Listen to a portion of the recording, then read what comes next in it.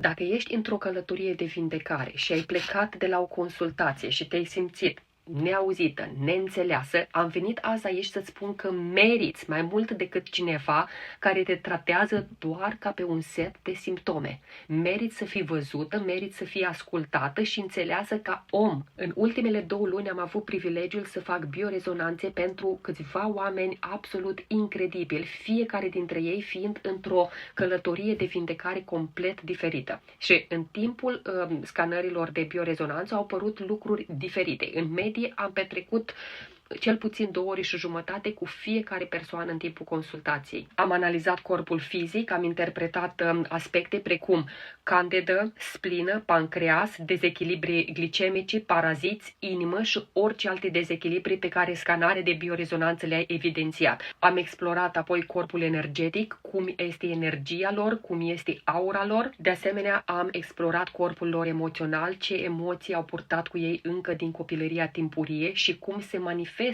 rănile din copilărie acum în corpul lor ca și adulți, ce experiențe nerezolvate ar putea continua să influențeze modul în care se simt astăzi, cum ar putea acele tipare emoționale să afecteze starea generală de bine. De aia este foarte important să găsești pe cineva care iubește cu adevărat ceea ce face, care întruchipează ceea ce face și care te învață și pe tine.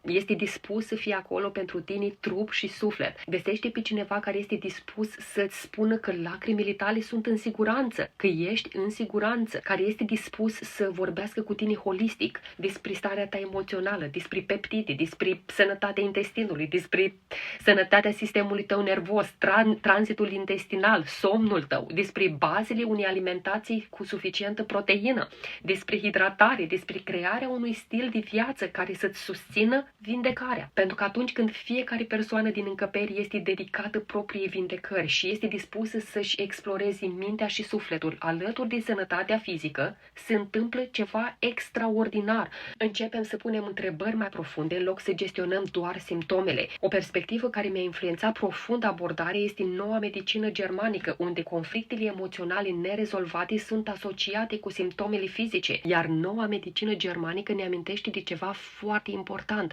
Sănătatea noastră emoțională contează, iar corpul nostru merită să fie ascultat cu curiozitate și cu compasiune. Există acum atât de multe studii realizate de oameni de știință extraordinari care arată clar corelația dintre bolile autoimune, stresul cronic și traumele din copilărie.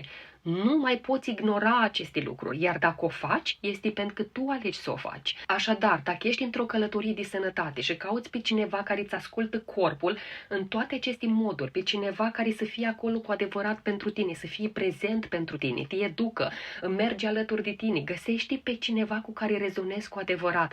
Eu sunt aici pentru oamenii intenționați, care sunt pregătiți să participe activ la propria lor vindecare. Dacă nu te simți auzită, dacă nu te simți apreciată, valorizată, susținută, dacă simți că persoana cu care lucrezi acum nu crește odată cu tine, nu îți creează împreună cu tine un plan personalizat, nu te ajută să înțelegi ce se întâmplă în corpul tău și cum toate sunt conectate între ele, nu-ți oferă în același timp posibilitatea de a avea un cuvânt de spus la fiecare pas, găsește pe altcineva. Pentru că îți spun, creșterea pe care o experimentezi atunci când găsești un sprijin real, o persoană care este alături de tine, este diferită față de tot ceea ce ai trăit până acum. Un mare mulțumesc tuturor sufletelor pentru care am avut privilegiul să fac biorezonanță în aceste 2 luni.